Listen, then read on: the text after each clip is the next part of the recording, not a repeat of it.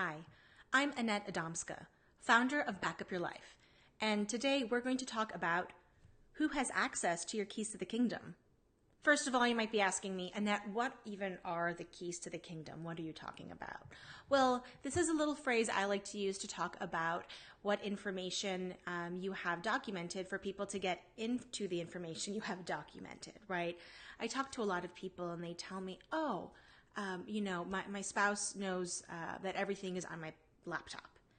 Well, it's great that everything's on your laptop. However, does your spouse have the password to get into your laptop, right?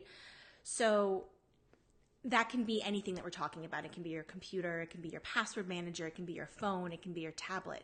They can be great holders of all the information, but how do people even get in? They can also deal with items more practical in nature, right? Such as who are the people that can get into your home? Who has a copy of your key? Or who has the code if you have keyless entry? Is there a security system? What's the code to that? And where are copies of your password to all that laptop and password manager and other items? So why is this important? Well, sometimes people take the time to document and store all this information that's important to them is really fantastic. However, a lot of people forget that final step, and that's the sharing. And that other people need to know that information in order to move things forward on your behalf, or if that happens, on the behalf of your estate.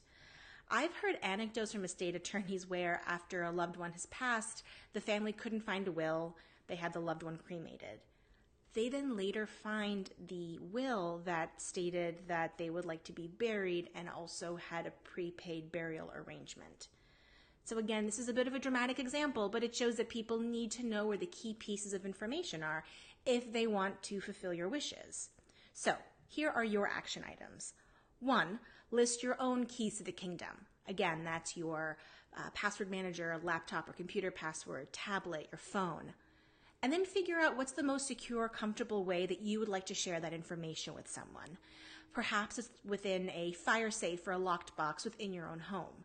Then if something were to happen, the person just needs to know the location, what the code is to get in, and where they can find that.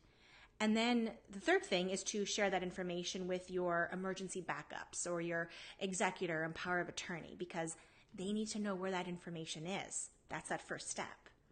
Thanks so much for watching. Don't hesitate to reach out with me with any questions you might have. Comment here on this video, shoot me an email, or you can DM me on Instagram at Let's Back Up Your Life. Look forward to connecting, and remember, you've got this.